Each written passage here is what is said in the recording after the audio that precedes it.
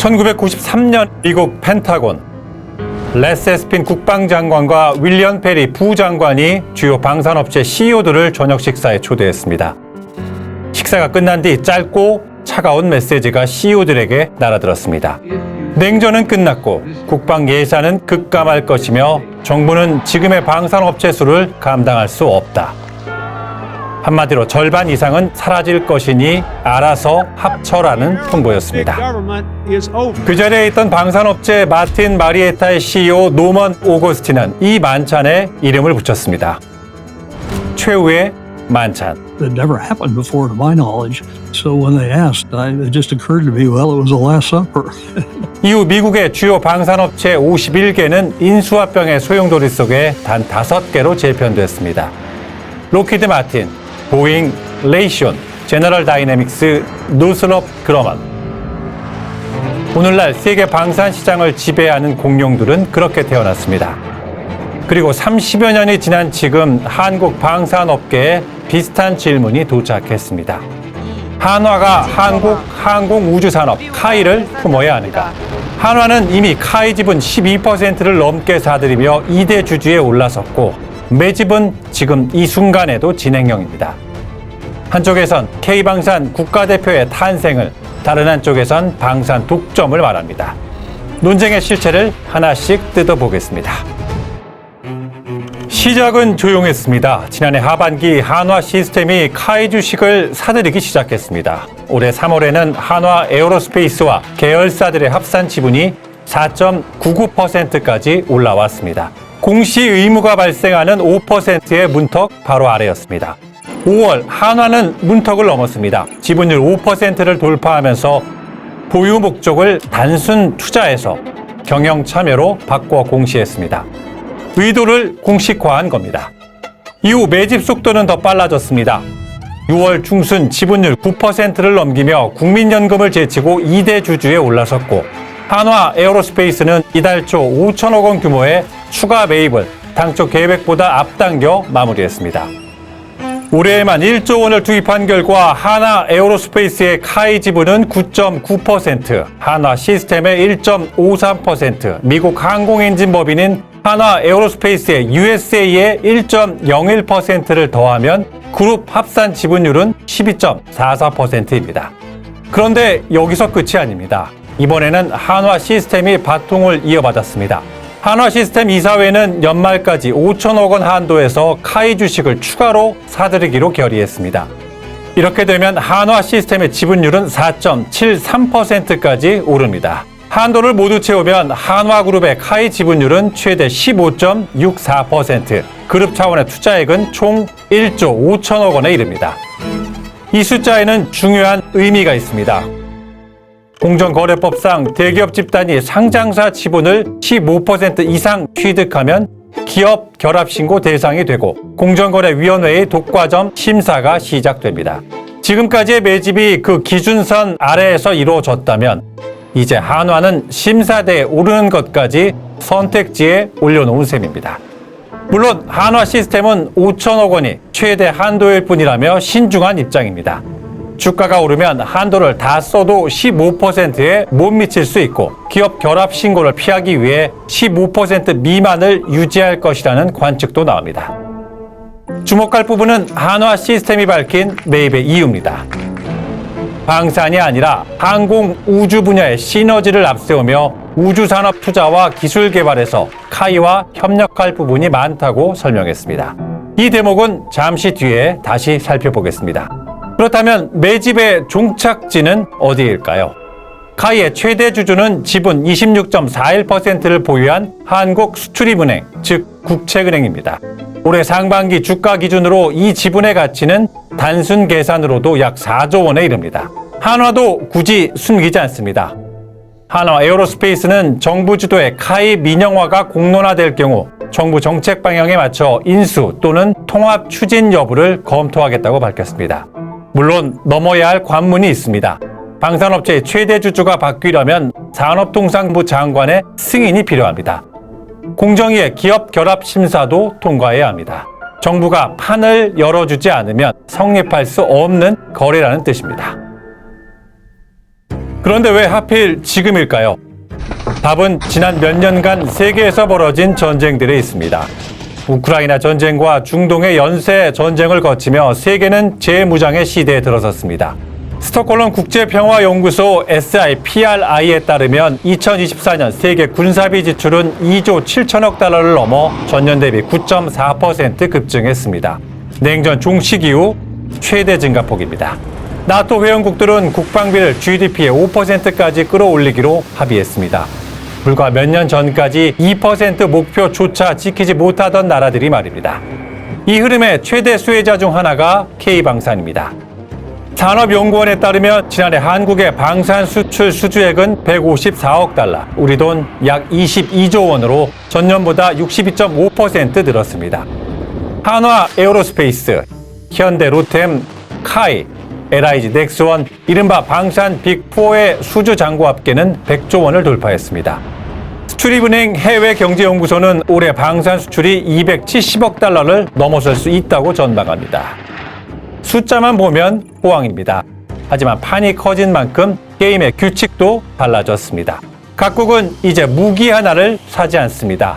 현지 생산과 기술 이전, 금융 지원, 그리고 수십 년에 걸친 정비, 유지, 보수, MRO까지 묶은 패키지를 요구합니다. 무기 거래가 아니라 국가 대 국가의 총력전이 된 겁니다. 이 총력전을 개별 기업의 체급으로 감당할 수 있느냐? 방산 대형화 논의는 바로 이 질문에서 출발합니다. 서두에 소개한 최후의 만찬에 그 출발점이 있습니다. 당시 미 국방부의 논리는 명확했습니다. 줄어든 예산으로 수십 개 업체의 중복 설비와 중복 연구 개발을 유지하는 것은 낭비라는 것. 정부는 방향을 제시했고 시장은 움직였습니다. 51개 회사가 5개로 합쳐지는 데 걸린 시간은 불과 4년이었습니다. 유럽의 선택도 같았습니다. 프랑스의 아에로스파시알, 독일의 DSSA, 스페인의 CASA는 2000년 국경을 넘어 하나의 회사로 합쳐졌습니다. 훗날 에어버스로 이름을 바꾸는 EADS입니다. 보잉과 맥도웰 더글라스가 규모의 경제로 세계 시장을 장악하자 수백 년 라이벌이던 유럽 국가들이 뭉치지 않으면 다 죽는다는 결론에 도달한 결과였습니다. 그렇게 만들어진 체급 차이는 지금도 압도적입니다. 로키드 마틴 한 개 회사의 연 매출은 700억 달러가 넘습니다. 한국 방산업계 전체가 지난해 수주한 수출액의 4배를 웃도는 규모입니다. 체급 차이는 성적표로 확인됩니다. 지난해 11월 정비 유지까지 포함해 최대 8조 원 규모로 거론되던 폴란드의 차세대 잠수함 도입 사업 오르카 프로젝트에서 한화오션은 스웨덴 사브에 밀려 탈락했습니다. 사브의 뒤에는 스웨덴 정부가 있었습니다. 스웨덴은 폴란드 조선소가 잠수함 정비 능력을 갖추도록 투자하고 폴란드산 무기까지 구매하겠다는 국가 차원의 패키지를 제시했습니다. 앞서 미국에선 카이가 로키드 마틴과 함께 추진하던 고등훈련기 216대 수출이 무산됐습니다. 중앙일보에 따르면 로키드 마틴은 미국산 부품 비중을 높이라는 바이 아메리칸 규제 등을 이유로 입찰 불참을 결정했고 카이의 미국 시장 진출도 함께 미뤄졌습니다. 파트너의 결정 하나에 수십 년 공들인 시장이 닫히는 것. 체급이 부족한 기업이 마주하는 현실입니다. 그렇다면 한화는 카이를 품어서 무엇을 하려는 걸까요?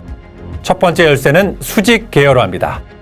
카이는 KF-21 전투기와 FA-50 경공격기, 수리온 헬기, 위성까지 만드는 국내 유일의 항공기 체계 종합 기업입니다. 쉽게 말해 완제품을 조립하는 회사입니다. 한화는 그 완제품에 들어가는 심장과 신경을 만듭니다. 한화 에어로스페이스는 1970년대부터 항공 엔진을 만들어 왔고 한화 시스템은 KF-21의 눈에 해당하는 AESA 레이더와 항공 전자를 공급합니다. 여기에 한화오션의 함정 그리고 누리호 체계 종합 기업으로서의 발사체 역량까지 갖추고 있습니다.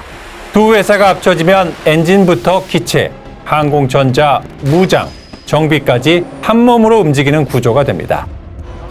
이런 구조의 위력은 수출 협상 테이블에서 드러납니다. 기체만 파는 회사는 협상 카드가 하나뿐입니다. 하지만 엔진과 항전, 무장, MRO까지 함께 제안하는 회사는 가격과 성능, 정비 조건을 동시에 조정할 수 있습니다. 앞서 설명한 사브가 폴란드에서 이긴 방식이 정확히 이것이었습니다. 실제로 하나 에어로스페이스와 카이 두 회사는 이미 움직이고 있습니다. 지난 2월 하나 에어로스페이스와 카이는 첨단 항공 엔진 국산화 개발을 첫 항목으로 하는 양해각서를 체결했습니다. KF-21의 심장인 엔진은 아직 미국 GE의 제품입니다. 엔진이 국산화되면 수출할 때마다 미국의 승인을 받아야 하는 족쇄가 풀립니다. 그리고 두 번째 열쇠, 이 계산의 종착점은 하늘 너머 우주에 있습니다. 앞서 한화 시스템이 지분 매입의 이유로 방산이 아닌 우주 협력을 앞세웠다고 말씀드렸습니다. 그 배경을 보여주는 장면이 있습니다. 지난 3일 경남 진주에서 이재명 대통령 주재로 열린 영남권 첨단 산업 발전 비전 국민 보고회. 이 자리에서 김동관 한화그룹 부회장은 2040년까지 우주 항공과 국방 AI에 55조 원을 투자하겠다고 발표했습니다. 독자 발사체 개발, 관측 위성과 저궤도 통신 위성망, 우주 AI 데이터 센터 구축까지. 김 부회장은 우주 주권 확보의 첫 단추는 독자 발사체 개발이라고 강조했습니다. 하나가 생각하는 목표는 세 가지입니다. 첫째, 우주 주권 확보입니다. 둘째, 자주 국방을 위한 국방 AI 역량 구축입니다. 셋째, 영남권을 중심으로 한 대한민국의 우주항공 생태계 완성입니다. 이재명 대통령도 화답했습니다. 위성과 발사체, 미래 항공기를 연결하는 남해안 우주항공 산업벨트를 본격 구축하고 영남권 우주항공 기업들이 최상위권 글로벌 기업으로 성장하도록 국가 역량을 총동원하겠다고 밝혔습니다. 나라의 명운을 걸고 우주항공 산업을 키워내겠다는 표현까지 나왔습니다. 우주 공간이 첨단 기술과 산업 역량을 갖춘 모든 나라의 새롭게 무한한 기회의 무대가 되고 있습니다. 이 때문에 우주항공 분야는 국가가 주도하는 연구와 탐구의 대상에서 이제 자본과 시장이 이끄는 거대한 산업 영역으로 대전환하고 있습니다. 최근에 스페이스X가 전 세계의 관심과 주목을 받으면서 상장에 성공했습니다. 우주항공 산업이 얼마나 큰 잠재력을 가지고 있는지를 상징적으로 잘 보여준다고 생각됩니다. 한화가 지분 확대를 발표하며 최근 나스닥에 상장한 스페이스X를 언급한 이유도 여기에 있습니다. 글로벌 우주 산업은 자본과 규모의 경쟁 체제로 진입했는데 국내는 민간 자본도 정부 예산도 미미하다는 겁니다. 이른바 한국판 스페이스X 구상, 그 마지막 퍼즐이 카이라는 계산입니다. 카이는 중대형 위성 제조의 전문성을 가진 회사이고 한화는 발사체와 소형 위성 서비스에 강점이 있습니다. 두 회사가 따로 뛰면 좁은 국내 시장에서 출혈 경쟁이 벌어지고 함께 뛰면 발사체부터 위성, 항공기까지 이어지는 완결된 우주 생태계가 만들어집니다. 창원의 한화 에어로스페이스, 사천의 카이, 거제의 한화 오션을 잇는 남해안 벨트는 정부가 그리는 산업 지도와 정확히 겹칩니다. 물론 수직 계열화가 만능 열쇠는 아닙니다. 세계 1위 로키드 마틴도 보잉도 엔진은 GE나 프리댓 휘트니 같은 전문 기업에서 조달합니다. 통합이 곧 경쟁력이라는 등식이 항상 성립하는 것은 아니라는 뜻입니다. 이제 논쟁의 핵심으로 들어가 보겠습니다. 반대 진영의 우려는 분명합니다. 한화는 이미 대우조선해양, 지금의 한화오션을 인수하며 바다를 확보했습니다. 여기에 하늘의 카이까지 더해지면 지상과 해양, 공중, 우주가 모두 한 그룹에 집중됩니다. 더 구체적인 우려는 생태계입니다. 카이의 완제기 플랫폼에 자사의 무장과 장비를 실어야 하는 LIG 넥스원, 현대 로템 같은 경쟁사 입장에선 카이가 한화 계열이 되는 순간 계열사 우선 조달에 밀려 플랫폼 접근 자체가 어려워질 수 있습니다. 실제로 공정위가 한화의 대우조선해양 인수 당시 경쟁사 차별 금지를 포함한 3가지 시정 조치를 부과했던 이유가 바로 이 지점이었습니다. 카이 노동조합은 한화의 경영 참여 시도를 명백한 경영 개입으로 규정하고 가능한 모든 수단을 동원해 대응하겠다고 밝혔습니다. 국책은행 보유 지분을 특정 대기업에 넘기는 데 따르는 특혜 논란도 피하기 어렵습니다. 반면 인수에 찬성하는 쪽의 반박도 만만치 않습니다. 첫째, 국내 방산 시장은 애초에 일반 시장과 다르다는 겁니다. 방산물자의 국내 구매자는 정부 하나뿐이고 가격은 방위사업법의 원가 관리 체계로 통제됩니다. 독점 기업이 가격을 마음대로 올리는 일이 구조적으로 불가능하다는 논리입니다. 둘째, 카이는 이미 독점 기업이라는 지적입니다. 국내에서 전투기와 헬기를 만드는 회사는 카이뿐입니다. 방산 전문가들 사이에서는 한화가 인수해도 독점이 새로 생기는 것이 아니라 기존의 독점적 위치를 계승하는 것에 가깝다는 평가가 나옵니다. 셋째, 경쟁의 무대가 국내가 아니라는 겁니다. 한화 에어로스페이스와 카이 모두 수출 비중이 절반을 넘어섰습니다. 이들의 경쟁 상대는 국내 기업이 아니라 로키드 마틴, 라인메탈, BAE, 사브 같은 글로벌 공룡들이라는 주장입니다. 결국 이 논쟁의 본질은 하나의 질문으로 수렴합니다. 한국 방산을 국내 시장의 틀로 볼 것인가, 글로벌 경쟁의 틀로 볼 것인가. 다만 두 우려의 무게가 같지는 않습니다. 국내 독점의 폐해는 원가 통제와 정부의 감독권이라는 제도로 관리할 수 있는 문제입니다. 반면 글로벌 체급 경쟁에서 밀려나는 것은 제도로 되돌릴 수 없는 문제입니다. 삼성전자와 SK하이닉스가 반도체 전쟁에서 살아남은 것은 국내 1, 2위여서가 아니라 세계 시장에서 대적할 체급을 가졌기 때문입니다. 국내 시장의 파이를 누가 갖느냐는 논쟁에 머무는 동안 K방산의 진짜 경쟁자들은 몸집을 더 키우고 있습니다. 지금 시급한 과제는 독점의 감시가 아니라 체급의 확보라는 목소리에 힘이 실리는 이유입니다. 다시 1993년의 펜타곤으로 돌아가 보겠습니다. 최후의 만찬에서 미 국방부는 두 가지를 분명히 했습니다. 방산업계가 지금의 규모로는 생존할 수 없다는 방향 제시, 그리고 누가 살아남을지는 정부가 아니라 시장이 정한다는 원칙. 정부는 판을 깔았고 기업은 움직였습니다.